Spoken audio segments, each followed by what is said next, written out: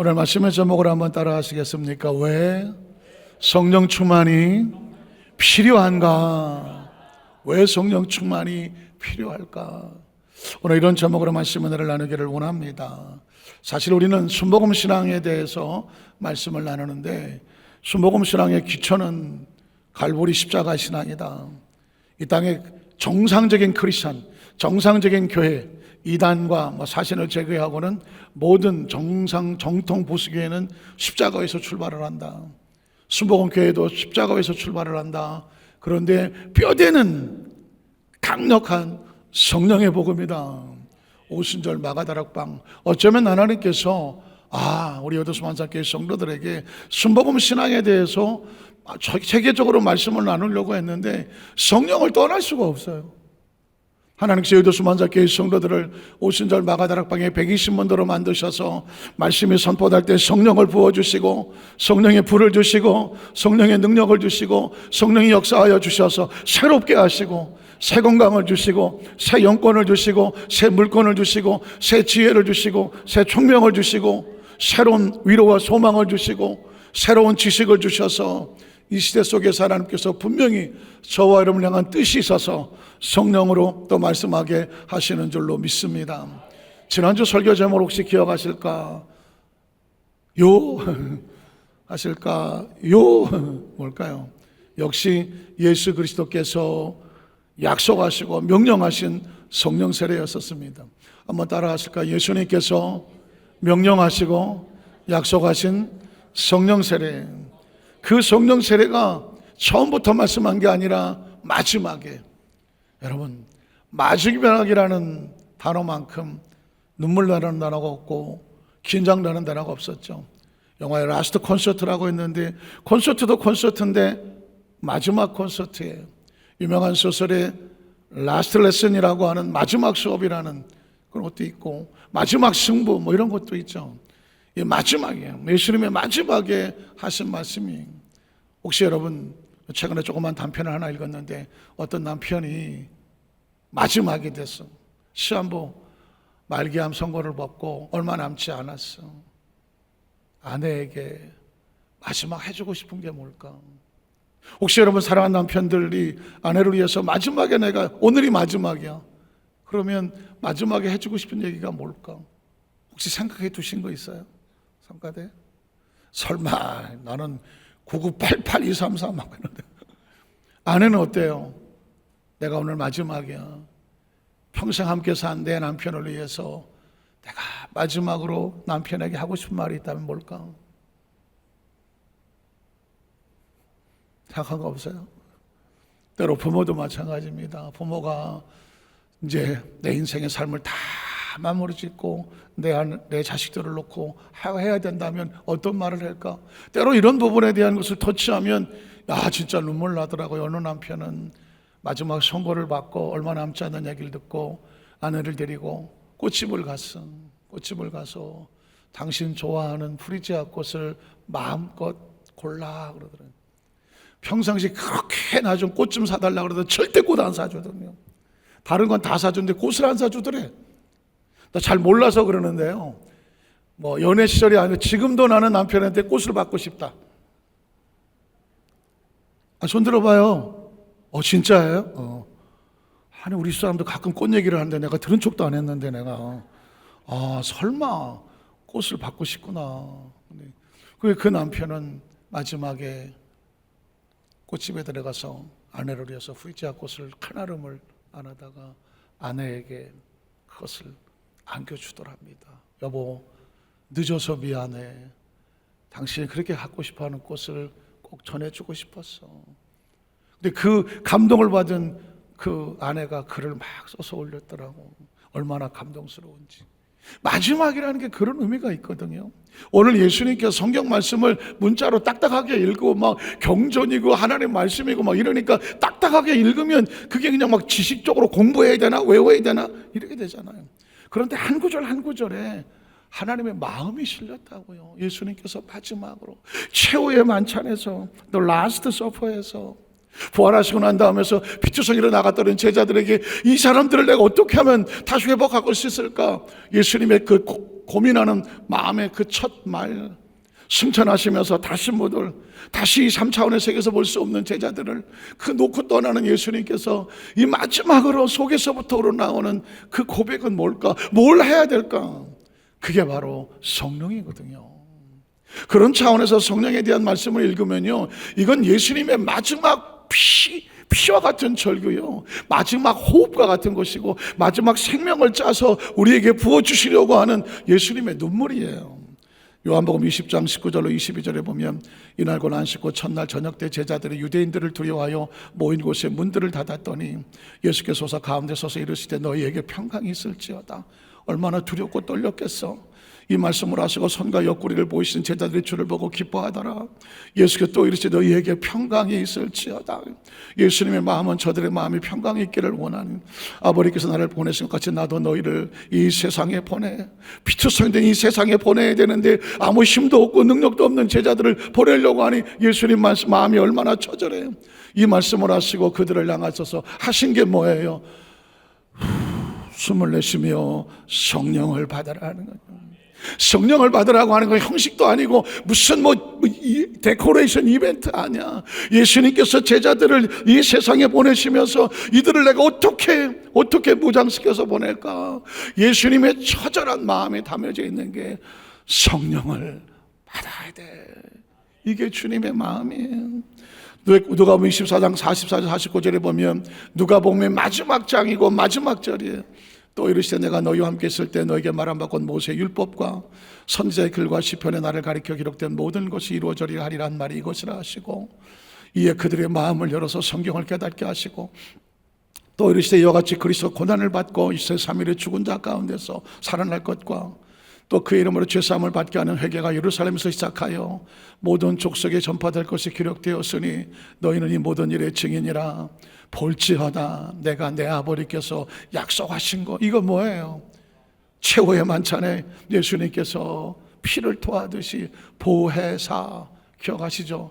내가 너를 보호하고 내가 너와 함께 있으며 너의 모든 길을 가르쳐 줄게. 그 보혜사 성령, 네가 두렵고 떨리느냐? 너의 안전을 성령님께서, 네가 어찌할 바를 모르겠어 세상에서 홀로 있는 것 같으냐? 보혜사 성령님이 너를 안아주시고, 무엇을 어떻게 될지 잘 모르겠느냐? 너의 미래를 성령이 가르쳐 주시고, 그래서 보혜사, 그걸 하나님께서 약속하셨는데 그걸 어떻게 하겠다고 너희에게 보내리니 너는 위로부터 능력이 입혀질 때까지. 왜 능력이 필요해요? 예수님의 십자가 앞에 예수를 모른다고 부인하고 피투성 다 도망쳤잖아. 베드로조차도 예수를 모른다고 내가 저 사람을 알면 손에 장을 지진다 이러고 도망쳤잖아. 얼마나 나약하고 초라하고 진짜 피투성이냐고. 이렇게 살면 안 되잖아. 다시 이렇게 신앙생활하면 안 되고, 다시 이렇게 예배드리면 안 되고, 다시 이렇게 봉사하면 안 되고, 다시 이렇게 삶을 살면 안 되잖아. 이들에게 어떻게 하나님께서 능력을 주셔 세울까 한 게 뭐예요? 위로부터 내리는 능력이야. 성령이에요. 성령이라고. 성령을 위로부터 입힐 때가 머물라고 말씀하셨습니다. 사도행전 1장 3절로 8절에 보면 그가 고난받으시니 또한 그들에게 확실한 많은 증거로 친히 살아계심을 나타냈어. 부활했어. 40일 동안 그들에게 보이시며 하나님 나라의 말씀도 했어.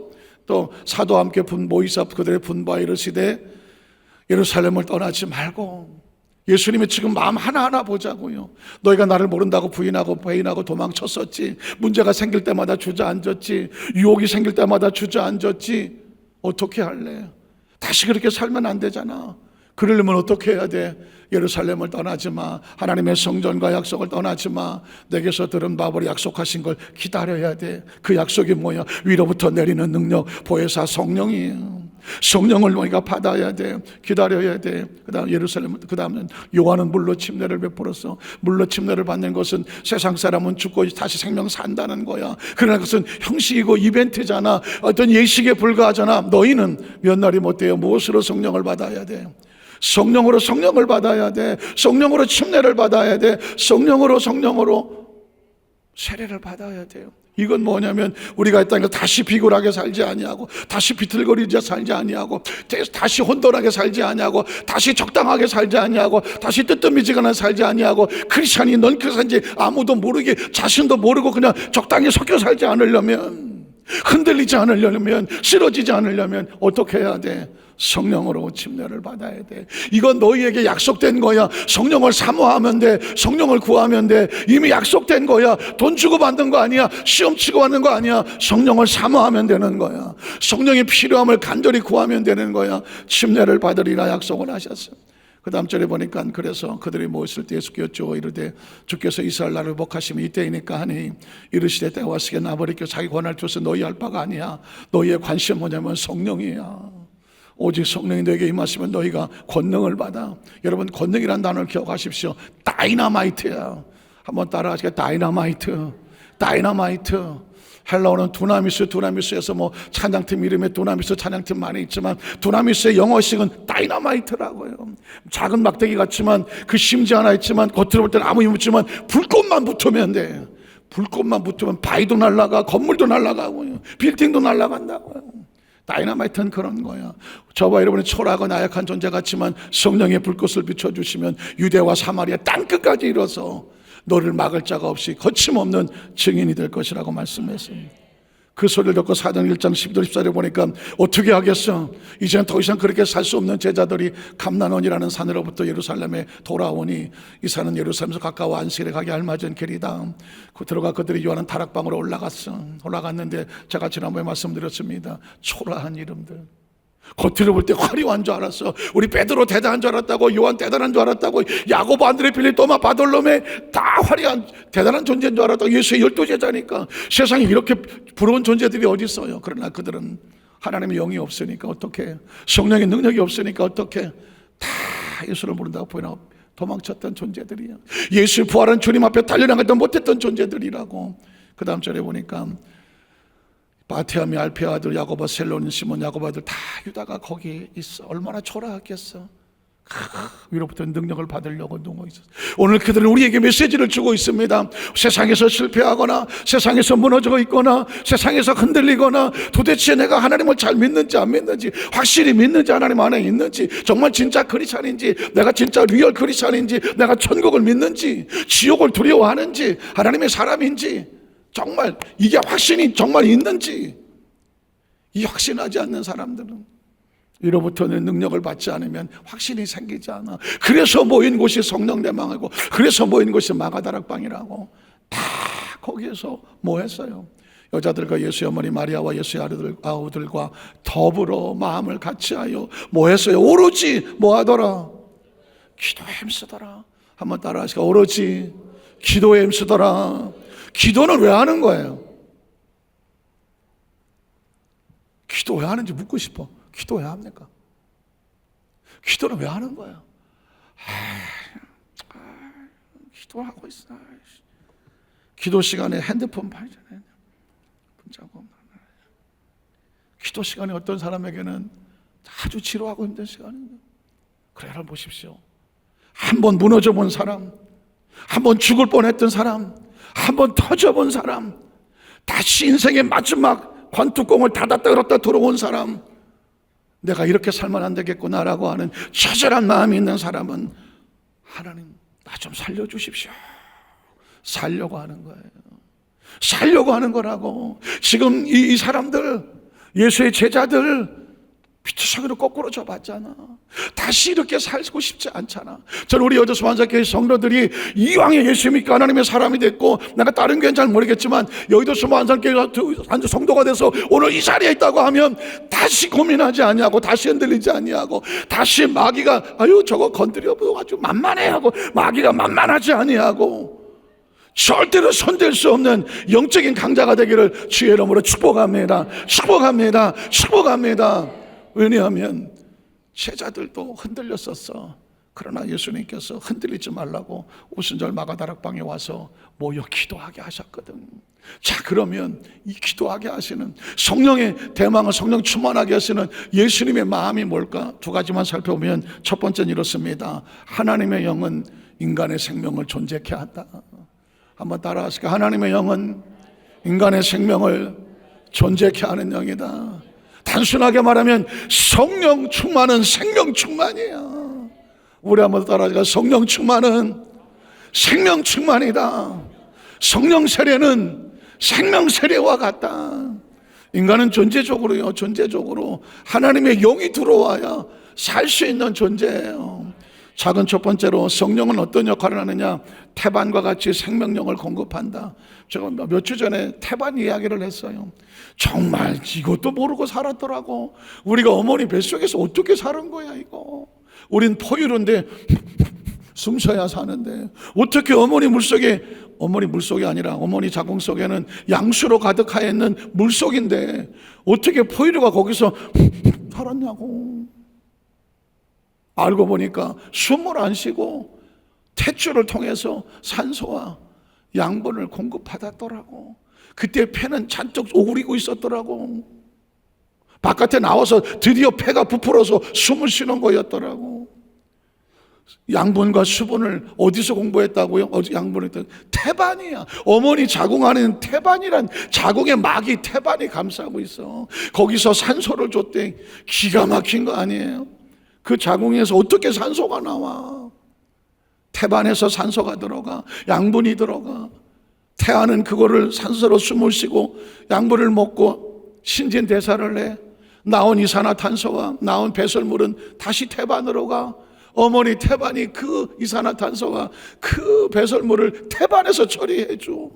그러니까 태반이 없으면 태아는 못 살아. 그 태 속에 있는 아이의 생명을 살리는 게 태반이더라고. 이게 영어로 말하면 인큐베이터라더라고.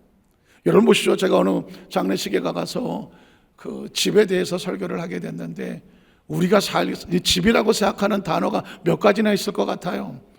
가장 큰 집이 있는데 그 집이 뭐냐면 우주예요. 우주가 집이라고 생각해 보셨어요? 혹시 여러분 천자문 아시나요? 하늘천, 거물년, 지부집주야. 옛날 사람들은 우주를 집이라고 생각했다고. 큰 집이야. 근데 전혀 틀리지 않았어. 우주가 집이라는 얘기는 3차원의 공간이라는 거거든. 그리고 상상도 없는 무슨 성운이니 성자니 이건 다 제껴놓고 은하계도 집이라고요. 은하계가 왜 집이야? 푸른 하늘 은하수 집이에요. 왜? 그 안에 태양계가 있잖아. 태양계도 집이에요. 왜? 수금지와 목도 천해명 별들이 돌잖아. 그 중에 하나가 지구잖아. 지구가 우리 집 아니에요? 지구를 둘러싸고 있는 대기권이 우리 집이잖아요. 대기를 가지고 있는 건 지구밖에 없잖아요. 수성이고 금성이고 목성, 대기가 있어요 없어요? 없어요. 지구만 대기가 있는 거예요. 대기가 있다고 해서 여러분 공중의 꼭대기 맘 놓고 못 살아요. 한 5,000m 올라가면 고산병에 걸리고 산소 저하증으로 견디지 못해요. 그러니까 쫙 적당하게 살 수 있는 공기 밀도에 하나님이 집을 주셔서 우리가 이 환경 속에 살고 있는 거예요. 그리고 거기다가 지구의 뜻이 뭐예요? 땅지, 원구야, 동그란 땅이야. 그 땅에다가 건물을 짓고 집을 짓고 사는 거고. 그리고 또 하나의 집은 육체가 집이잖아요. 육체 안에 뭐가 거하죠? 영혼이 거하잖아. 그러니까 인간은 존재적으로 겉모습은 흙이지만 우리의 존재는 영이잖아요. 육체의 집을 위해서 우주가 필요하고 은하계가 필요하고 태양계가 필요하고 대기권이 필요하고 지구가 필요한 거예요. 내 육체 살리려고. 그러면 내 영이 살기 위해서는 뭐가 필요하냐고. 몸을 육체가 필요하지만 성령이 필요한 거라고. 우리 영의 태반은 뭐냐? 성령인 거예요. 그래서 창세기 1장 2절에 보면 땅이 혼돈하고 공허하고 흑암이 깊음 위에 있고 하나님의 영은 수면 위에 운행하시더라. 이게 인큐베이터라고 말씀합니다. 성령은 그러므로 생명의 영이거든. 예수님께서 성령 충만을, 성령의 능력을 받으라고 하는 것은 뭐냐면 우리에게 생명 충만을 받으라는 것이죠. 또 성령은 인간을 생명이 되게 하시는 거죠. 육체로 끝나지 아니하고 영이적 존재가 되게 한다. 창세기 2장 7절에 보니까 야훼 하나님이 땅의 흙으로 사람을 지으시고, 겉에 보이는 우리 육체는 흙으로 지어졌잖아요. 지으시고 생기를 그 코에 불어넣으시니 뭐가 되더라? 리빙 스피릿, 생영이 되더라. 저와 여러분은 예수를 믿고 성경 속에 들어와서 성령이 알려주셔야, 아, 나는 육체가 이게 내가 아니구나. 내 안에 주신 그 영이 진짜 하나님과 나를 연결시켜주는 영적인 존재. 그게 누구예요? 그게 나야. 그게 나라고. 그게 저와 여러분입니다. 그러므로 성령이 우리 안에 들어오셔서 충만해야 우리 영혼이 살아나고 우리 영이 하나님과 교통할 수 있는 영적 존재가 된다. 이걸 뭐라고 말하느냐? 리빙 스피릿이라고 말하는 거죠. 살아있는 생명. 그러니까 성령이 우리 안에 오셔서 우리로 하여금 영적인 교통이 있게 해야 비로소 우리는 살아있다라고 말하는 거예요. 육으로 사는, 숨으로만 숨쉬는 존재는, 육신은 살아있는지 모르지만 성경적으로 보면 그런 죽은 자와 같다고 말해서, 어떤 사람이 예수를 쫓을 때에 주여 내 친척이 지금 죽어서 장사를 지내고 나서 주님을 쫓겠습니다. 그랬더니 뭐라고 말합니다. 죽은 자들이 장사 지내게 하고 너는 나를 따르라고 말했습니다. 예수님을 구주로 믿으시면 아멘 하시기 바랍니다. 예수를 구주로 믿는다고 고백하는 건 하나님의 영이에요. 지식이 아니에요. 경험도 아니고요. 책에서 본 거 아니에요. 예수가 구주라고 고백이 된다. 이건 성령이란 말이에요. 하나님의 영이 우리 마음에게 깨닫게 해주셔서 예수를 구주로 고백하게 하는 거거든요. 그래서 그 다시 살아나는 것을 본 어게인이라고 말하고 중생이라고 말하고 거듭남이라고 말해요. 이제 눈을 뜬 거라고요. 태어난 거라고요. 그걸 살리는 생명력이 뭐다? 성령 충만인 거예요. 자라게 하고 성장하게 하는 것이 바로 성령 충만이다. 세 번째로 성령이 떠나면 하나님과 관계가 단절되는 거예요. 그러니까 성령이 우리를 생명을 눈을 뜨게 하고 하나님의 생명을 공급하는데 성령이 떠난다? 생명이 떠나는 거죠. 그러니까 성경은 말하기를 성령이 떠나면 하나님과의 관계가 단절됩니다. 창세기 3장 22절로 24절에 보니까 야훼 하나님이 이르시되 보라 이 사람이 선악을 아는 일에 우리 중 하나같이 되었으니 그가 그의 손을 들어 생명나무 열매도 따먹고 영생을 가노라 하시고 야훼 하나님이 에덴 동산에서 그를 내보내어 그의 근원이 된 땅을 갈게 하시니라. 이같이 하나님이 그 사람을 어떻게 하고 쫓아냈다는 얘기는 분리됐다는 얘기고 에덴 동산 동쪽의 그룹들과 두루도는 불칼을 두어 생명나무 길을 들어오지 못하도록 지키게 하시더라. 이 에덴이라고 하는 것은 여러 가지 상징적인 의미도 있겠지만 어쨌든 말씀을 떠났다는 얘기는 하나님의 영을 떠났다는 이야기고 하나님의 영이 떠나면 죽으리라고 말했죠. 영이 죽으면 남는 건 육체밖에 없는 거죠. 그러니까 육체는 하나님의 영적인 이 축복을 누릴 수가 없는 거예요. 에덴이라고 하는 단어는 철저하게 하나님의 완벽한 축복을 말하는 거죠. 제가 최근에 묵상을 하고 계속 성경 속에 찾고 있는 것 중에 하나가 뭐냐면 영성이라는 단어입니다. 한번 따라 하실까요? 영성이에요. 영성을 제 식으로 만약에 영성이 뭘까? 정의를 내리라고 하면 하나님으로부터 부름을 받고 나왔어. 그래서 하나님께서 교육과 훈련을 시켜서 하루아침에 되는 것이 아니라 교육과 훈련을 시켜서 하나님의 거룩한 성품을 닮아가게 하는 그 성질, 그 영적 상태, 그걸 뭐라고 말하느냐? 영성이라고 말하는 거죠. 영성이라고. 그러니까 옛 육신의 성품이 아니라 육신의 성질이 아니라 하나님을 아는 영적인 감각, 이걸 영성이라고 말하는 거죠. 다시 말해서 눈은 시각으로 말하고 귀는 청각으로 말하고 코는 후각이라고 말하고 입은 미각이라고 말하고 손은 촉각이라고 말하면 영성이란 뭐냐면 영적 감각을 말하는 거죠. 하나님이 느껴지는 거예요. 말씀이 느껴지고 그리고 하나님의 영적인 성령의 운행하심이 느껴지게 돼. 찬양을 하는데 머리로 들려지지 않아, 귀로 들리지 않냐, 내 영혼이 찬양에 반응을 해요. 말씀을 듣는데 내 영혼이 말씀 속에서 하나님의 음성이 들려 레마가 들리기도 하고 때로는 야단을 치고 때로는 너에게 위로가 되고 때로는 내 마음속에 깨우쳐주기도 하고 하나님이 안아주시기도 하고 품어주시기도 하고 치료하기도 하고. 이게 영적인 감각이고 영성이라고. 에덴은 하나님의 영성으로 가득한 곳이거든요. 왜? 하나님께서 흙으로 사람을 지었지만 하나님의 영을 부으셨지, 그들을 축복하셨지, 그들을 위해서 에덴을 준비하셨지, 그곳에 생명나무와 선한 나무가 있게 하셨지, 그곳에 그들 마음껏 먹고 마시고 그곳에 생명을 누리게 하셨습니다. 그러니까 에덴은 완벽한 하나님과 교통거주할 수 있는 영성의 충만한 모델이에요. 그런데 하나님 말씀을 떠나니까 에덴에서 쫓겨났다는 얘기 뭐예요? 영이 죽었다는 얘기죠. 영성이 끊어졌다는 이야기입니다. 이 영성을 회복하기 위해서 오신 분이 누구냐? 예수 그리스도입니다. 예수를 믿는 이유가 딴 게 아닙니다. 뭔지도 모르는 추상적인 죽어서 천국이나 뭐 이러고 가는 게 아니라는 거예요. 존재 자체가 잃어버렸던 에덴의 영성을 찾게 하는 거예요. 예수를 그 주로 믿음으로 하나님과 관계가 회복이 되고, 하나님 주시는 말씀이 회복이 되고, 지위와 신분이 회복이 되고, 하나님이 나아갈 수 있는 그 의로움을 얻고, 이게 다 영성이거든요. 그래서 여러분, 다음 주 화요일부터 금요일까지는 성령대망의, 저녁 8시부터 10시까지는 성령대망의 예, 이번 9월달 주제는 뭐냐면 에덴의 영성을 회복하라는 것입니다.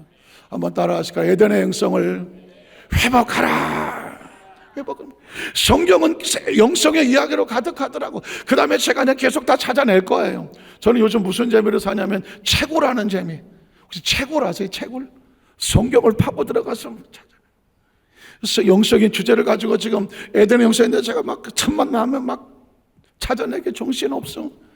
하나님이 숨겨놓은 영성을 다 찾아갖고 여기도 수만살교회 모든 성도들을 그 영성으로 다시 무장을 시켜놓고 잃어버린 영성을 다 찾아야 되고, 에덴과 하나님 약속해 주셨던 거, 잃어버렸던 거 다 찾아야지. 영권도 찾고, 물권도 찾고, 건강도 찾고, 은혜도 찾고, 사명도 찾고, 성령이 주신 지혜와 총명도 다시 찾고. 약속된 거니까. 가서 비로소 얻는 게 아니라 약속된 거니까. 약속된 문서만 있으면 주세요 하면 받을 수 있는 거니까. 예수님이 약속해 놓은 이유가 딴 게 아닙니다. 약속을 찾는 자에게, 약속을 믿는 자에게, 약속을 가지고 구하는 자에게 약속대로 이루어 주신다. 이걸 다른 말로 뭐라고 그래? 믿음대로 될지어다. 성령은 떠나면 인간은 육체적으로 전락해버리고 맙니다. 창세기 6장 1절로 3절에 보면 사람이 땅 위에 번성하기 시작할 때에 그들에게서 딸들이 나니 하나님의 아들들이 사람의 딸들이 아름다움을 보고 자기들이 좋아하는 모든 여자를 아내로 삼았더라. 야훼께서 이르시되 나의 영이 영원한 사람과 함께하지 않겠다. 영이 떠나면 그들이 뭐가 된다? 육신이 된다. 성경 구절에 사실은 가장 난해한 구절 중에 하나예요. 하나님의 아들들은 누구고 사람의 딸들은 누굴까? 뭐 여러 가지 해석이 많지만 그거 다 해석한 사람들에게 맡겨놓고, 중요한 것은 영으로 사는 사람과 육으로 살아가는 사람은 선택이 달라. 영으로 살아가는 사람은 영으로 살아가는 사람들을 함께 해야 되고, 영으로 살아가면 육으로 살아가는 사람들과 분리되어야 하는데, 오늘 영으로 살아가는 사람들이 영적인 감각을 잃어버리고 육으로 살아가는 사람들과 육적으로 전락해버리면 하나님의 영이 더 필요가 없잖아. 그러니까 어떻게 하나님의 영을 거둘 수밖에 없는 거예요. 하나님의 영을 거두게 되면 사람이 뭐가 돼요? 육적인 존재로 전락해버리고 살아. 혹시 여러분 그런, 가끔씩 뉴스에 보면 그런 거 나와요. 어떤 사람이 어머니를 모시고 홀로 살았는데 어머니가 너무 좋았던 것 같아요. 근데 어머니가 돌아가셨는데 장례를 안 치러 어머니 시신을 안방에 놓고 이불로 덮어놓고 한 달이고 두 달이고 그냥 그렇게 썩어서 냄새가 나니까, 이웃에서 악취가 나니까는 경찰에 신고를 하고 민원이 들어가서 문을 따들고 들어갔더니 어머니 시신을 갖다가 안방에다가 이불 덮어놓고 몇 개월을 봐뒀어. 차마 장례를 못 치르겠대. 이해는 가. 어떻게 됐을 것 같아요? 입에 올리기 어렵잖아요. 사람은 육체가요, 아무리 소중하고 귀하고 존재도 영이 떠나고 나면 육신이 얼마나 초라한 흙덩어리로 전락하고 썩어서 냄새나고 어쩔 줄 모르. 아예 이미 벌써 영혼이 떠나는 순간에 육체는 부패하기 시작하는 거죠. 부패하기 시작한다고 하더라고요. 모든 세포들이. 인간은요, 이 육체 자체가 이 안에서 유기적인 어떤 활동을 하기 때문에 그냥 놔두면 저절로 썩게 돼 있다고 하더라고요. 그런데 이게 썩지 않게 하는 게 면역력인 거예요. 면역력이고 생명력이 썩지 않게 버티고 있기 때문에 생명이 있고 면역이 있어서 안 썩고 있는 거라고요. 면역력과 생명력의 작동을 정지하면 육체는 그냥 썩어 들어간다는 거예요. 그러니까 영혼이 떠나고 나면 생명력이 정지되니까 육체는 썩기 시작을 하잖아요. 제가 왜 이런 얘기를 말씀을 드릴까요? 우리의 존재 자체에 정말 하나님께서 우리에게 원하시는 것은 영혼이 떠나면 육체는 썩기 시작하는 존재라는 거예요. 그러므로 저와 여러분에게 정말 내가 누군가 스스로 자기 존재를 알고 싶으면 하나님의 영이 들어와야 돼요.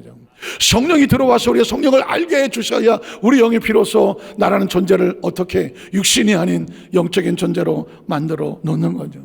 기억하십시오. 그래서 제가 하나님께서 에게 말씀을 주셔서 한 달에 한 번씩 여조수 한산교회가 성령대망회를 하는 이유가, 예전에는 한 달에 한 번 하루 기도 올라가 성대하기도 했었어요. 다 중요해요. 그러나 우리는 성령을 하루 가지고 안 되더라고. 하나님 한 주간 동안에 여도소 한자교회 성도들이 성령 대망회를 사모하여 달려오게 하셔서 기도는 왜 하냐고 물었어요. 의식 아닙니다. 예식 아닙니다. 아유, 내가 뭐 아무 문제도 없는데 문제 해결하자고 하는 거 아닙니다. 살려고 하는 겁니다. 육신으로 끝나지 않으려고 하는 겁니다. 영을 살리려고 하는 겁니다. 다시 영의 힘을 얻으려고 하는 겁니다. 영의 생명력을 얻으려고 하는 겁니다. 여러분이 성령대망회에 여기서 앉아계신 성도들이 그 성령대망회에 하나님은 여러분의 눈물의 간구와 기도가 하늘을 다 깨고 영적으로 사는 역사가 있기를 주님의 이름으로 축복합니다. 두 번째는 뭐냐면, 왜 성령세를 받아야 되느냐? 하나님께서 성령세를 주시는 이유는 특별하게 하나님의 사람을 사용하실 때에 성령을 부어서 사용하셨어. 육으로 다 전락해버린 그 시대에, 구약 시대에 하나님께서 그 사람을 선택해 사용하시려면 성령을 부어주셨어. 그러니까 성령을 받으라는 이유는 뭐냐면, 네가 하나님과 특별한 관계가 되라는 거예요. 하나님과 특별한 관계가 되라. 하나님의 축복의 통로가 되라. 하나님의 동역자가 되라는. 제일 먼저 발견한 것은 요셉과 함께 하셨던 하나님의 영입니다. 자, 요셉의 이야기 가운데 꿈, 그렇죠? 연단과 교육 훈련, 그리고 꿈을 풀이하고 애굽의 총리가 되고 이런 스토리가 있잖아요. 그런데 제가 이 요셉의 스토리에서 가장 발견한 가장 강력한 단어는 뭔지 아세요? 하나님의 영이었어요. 창세기 41장 37절 43절에 보면, 바로와 그의 모든 신하가 이를 좋게 여긴지라 바로가 그의 신하들에게 이르되 이와 같이 하나님의 뭐에 바로의 눈에, 바로는 여러분 아시겠지만 애굽 시대에는 태양신을 섬겼습니다. 바로는 자기도 신의 아들이라고 생각하는 사람이에요. 이 사람이 엄청난 선언합니다. 요셉이 꿈을 해몽하고 하는 것을 보고 하나님이라는 존재를 발견합니다. 그리고 요셉을 이제 30살 된 그 감옥에서 나와서 초라하게 쪼그리고 있는 히브리 청년을 향해서 너와 같이 하나님의 영에 감동된 사람을 우리가 어떻게 찾을 수 있겠느냐? 그 나머리 스토리는 아시잖아요. 자기의 반지 어인을 뽑아서 요셉에게 뽑아주고, 자기의 넘버1 왕의 장안이라 넘버2 버금 수레를 요셉에게 빼주고, 네 마음대로 전국을 다니면서 총리로 이 애굽을 다스려라는. 사랑하는 성도 여러분, 하나님은요, 저와 여러분 환경과 여건이 문제가 아니에요. 중요한 건 하나님의 영이 요셉과 함께 하시니까 그 하나님께서 주시는 그 모든 상황을 이겨나갈 수 있도록 환경을 만든 건 사람도 아니고 가정도 아니고 가문도 아니야. 하나님의 영이에요. 하나님의 영이라고. 저는 우리 여도소 앉아계신 성도들이 성경을 바이블 스타디로, 야, 성경에 그런 이야기가 있대. 그 사람 이름 누구지? 요셉. 맞아, 요셉이야. 이름 많은 걸로 끝내지 않았으면 좋겠어요. 이 요셉의 스토리는 누구의 스토리다? 내 스토리야. 마이 스토리라고요. 여러분의 스토리라고요. 성경은 그냥 안 읽으면 기록된 책이야. 성경이 읽고 성경이 설교로 선포가 돼서 여러분의 귀에 들어와서 하나님 말씀하시면 이 이야기는 누구 이야기다? 나의 이야기입니다. 그걸 레마라고 말하는 것이. 요셉같이 초라하고 나약한 청년도 하나님의 영에 감동을 하니까 바로라고 하는 당시 지금의 미국 정도 되는 그 강력한 나라의 왕이 요셉 앞에 거꾸로지는 이유는 그 배후에 누가 있기 때문이에요. 하나님의 영이 있기 때문입니다. 또 모세와 함께 하셨던 하나님의 영은 출애굽기 3장에 있습니다. 출애굽기 3장 1절 5절에 보니까 모세 그의 장인 미디안 제사장이 이들의 양떼를 치더니 이때 그의 나이가 몇 살이에요? 80입니다. 40에 와서 40년 지났어. 머리부터 발끝까지 40년을 광야에서 지나봐. 몰골이 볼 수가 없습니다. 제가 미국에 가서 캘리포니아 가서 그 선교사를 할 때 한 6개월 지났나 어떤 이제 일이 있어서 한국에 들어와서 조영재 목사님을 별 일이 있어갖고 조 목사님을 찾아갔어요. 딱 6개월밖에 안 있었어요. 캘리포니아에. 문을 열고 딱 들어갔더니 조 목사님 저를 보더니 네 얼굴이 왜 그렇노? 난 내 얼굴이 왜 그런지 몰랐어. 왜 그러냐? 왜 그러세요? 네 얼굴이 왜 이렇게 시커멓노? 그러더니 나중에 나와서 보니까 얼굴이 시커멓더라고요. 캘리포니아라는 곳이 그래요. 사막이거든요. 한낮에 40도 그러는데 학교 가면 재밌어요. 흑인 애들은 원래 시커매. 탈 것도 없어. 백인 애들은 얼굴 탔다가 새빨개져. 걔들은 타지 않아요. 백인들은요. 새빨개져요. 그러다가 다시 하얗게 돌아와. 누구만 타는 것 같아요? 동양인들만 타. 놀이끼리 하러 갔다가 이제 시작하네. 그래서 학교 초등학교 애들 데리러 들어갔다가 나중에 이렇게 밑에 기다려보면 한국 애들은 아주 새까맣고 이빨만 하얘. 뭐 흑인 애들이 올라까맣고 막. 그러니까 제가 캘리포니아에 6개월 만에 그 조목사 만나러 들어왔을 때 제 얼굴 보고 그랬으니 모세가 40년을 광야에 있었다고 이분은 거의 그냥 시커매. 볼 것도 없어. 그리고 뭐 엉망진창이야. 쪼글쪼글하고 뭐. 왜 성경에 가시나무라고 그랬을까? 떨기나무라고 그랬을까? 읽어볼까요? 하나님 선 오레베 이름의 야훼 사자가 떨기나무야. 여러분, 사막의 떨기나무는요, 광야의 떨기나무는 가시나무야. 가시나무. 비쩍 말하지, 이게 나무지도 뭐 볼품도 없는 존재야. 그런 떨기나무 가운데로부터 나오는 뭐가 있어요? 불꽃이 있어. 불꽃이.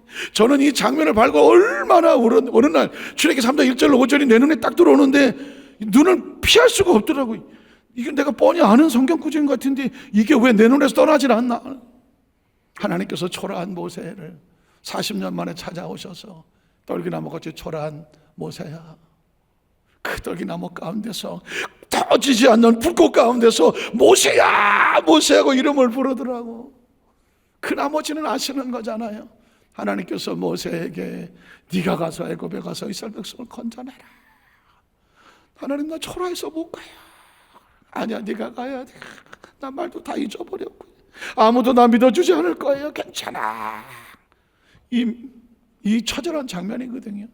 결국 하나님께서는 떨기나무같이 초라한 그 모세에게 꺼지지 않는 불꽃으로 세워서, 그게 성령이에요. 그게 성령이라고.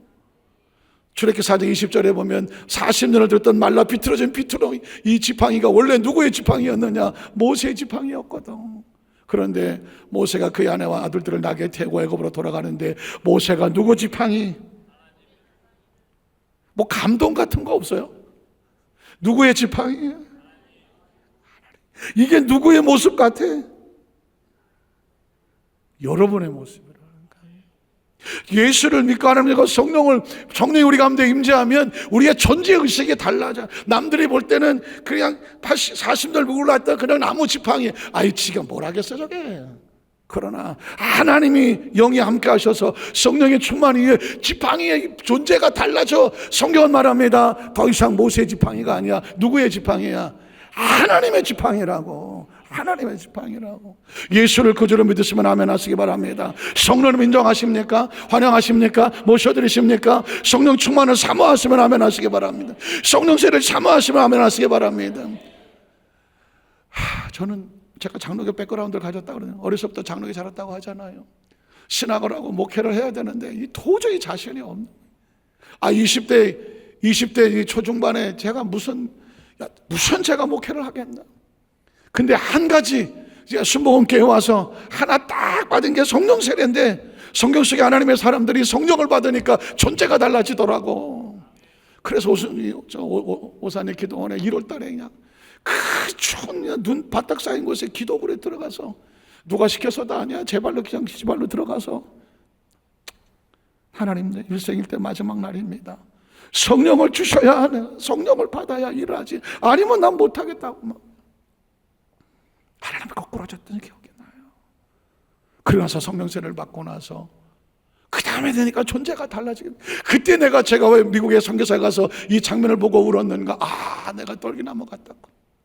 떨기나무 같이 초라한 나의 모습이었구나. 그런데 성령이 부어주셔서 여기까지 인도해 주셨구나. 내가 이 모세의 이 초라한 나무 지팡이였는데 하나님의 손이 붙들어 주시니까 이제 하나님의 지팡이가 되고 말았구나. 사랑하는 성도 여러분, 예수 믿는 목적은, 성령 받는 목적은 우리의 존재 모습을 찾는데, 사실은 이게 원래 우리 모습이야. 에덴의 모습이 원래 우리 모습이었던, 저와 여러분이 원래 불타는 떨기나무 같았고 하나님의 지팡이와 같았다고.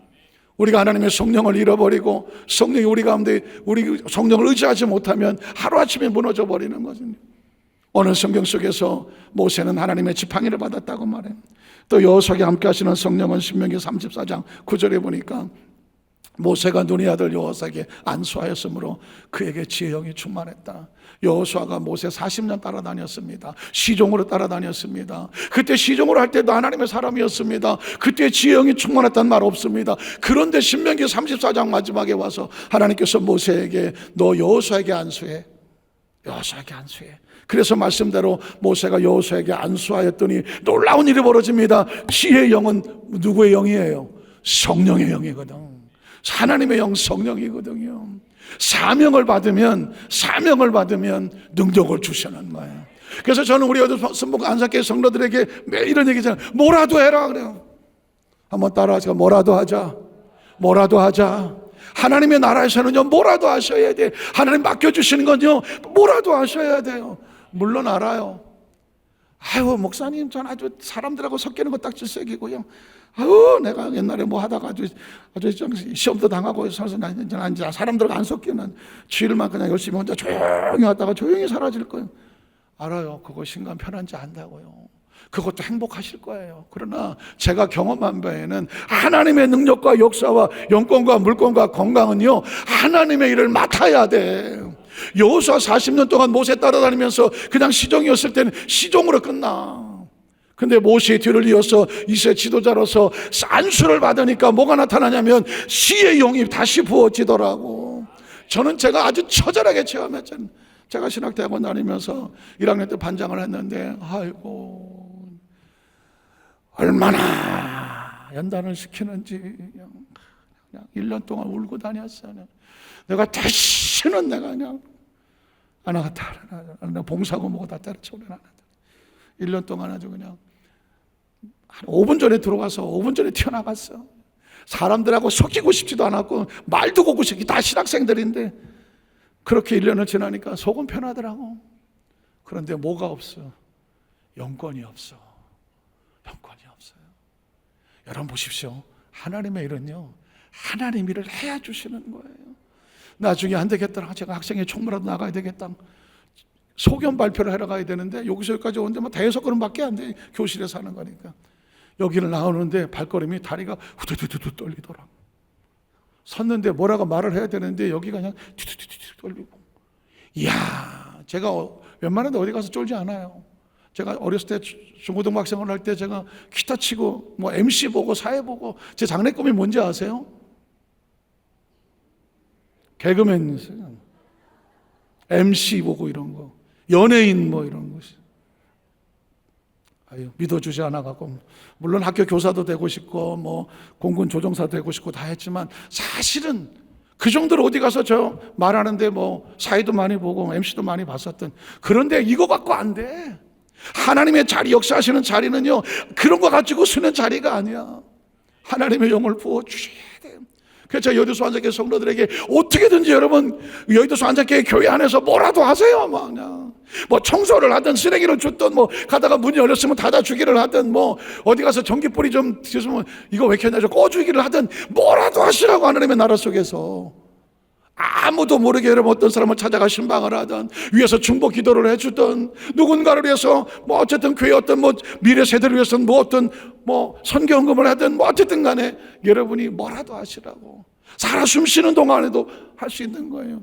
그러면 지혜의 신을 여호수아에게 주신 목적은 뭐예요? 사명 잘 감당하라고 준 거예요. 요에서 2장 28절에 30절에 보면 만민에게 부으시기도 약속하셨어. 이게 복음이라는 거예요. 구약시대는 특별한 사람들에게 안수를 했지만 이제 요에서에 보면 내가 만민에게 그냥 만민에게 그 후에 내가 내 영을 누구에게 준대? 만민이라 해요. 또 어떤 사람이 또 시비 걸지 몰라. 아이 그 목사님 그거 10,000명한테만 주겠다는 거 아니겠습니까? 그냥. 그럴 수도 있어. 10,000명. 근데 그 당시 최고 숫자가 10,000명은 많이라서 그래. 모든 백성에게 만방에 고하라고 하는 거예요. 오늘 그 만민에겐 저와 여러분도 들어가 있는 거예요. 오늘 저와 이런 말씀해 주시는 것도 이 성령을 받으라는 것, 말씀을 정리하기를 원합니다. 예수님은 저렇게 마지막에 그 심정을 가지고 약속을 하셨어요. 그리고 오늘 성경 본문 속에 있었던 사람들은 다 부활의 주님을 만나고 승천한 주님을 보내고 나서 어디로 모였어요? 마가다락방으로 모였어. 마가다락. 거기서 열흘 동안 마음을 같이하여 성령 받기를 사모했어. 왜 사모했을까? 살려고, 다시 넘어지지 않으려고, 다시 무너지지 않으려고, 다시 시험 들지 않으려고, 다시 세상에 쭈삣거리지 않으려고, 다시 피투성이 되지 않으려고, 다시 무기력하지 않으려고, 무능력하지 않으려고, 한번 세상과 맞짱 떠서 싸워보려고, 신앙적으로 정말 승리해 보려고, 하나님 앞에 떳떳해 보려고. 그 각오를 가진 사람이 마가다락방에 모여서 기도하다가 성령을 받는 거예요. 전 여의도 한장교회 성도들이 다시 세상에서 흔들리지 아니하고 물에 물탄 듯 술에 설탕 나지 아니하고 강하고 담대하게 영적인 강자가 되어져서 마귀가 옆에 와서 근처도 근접하지 못하고, 야, 그 사람 얘기하지도 마라, 씨알도 안 들어간다, 여러분을 절대 손대지도 아니하고 마귀도 인정하고 하나님도 인정하는 강력한 영적 강자들이 되기를 주님의 이름으로 축원합니다. 기도하겠습니다. 전능하신 하나님 아버지,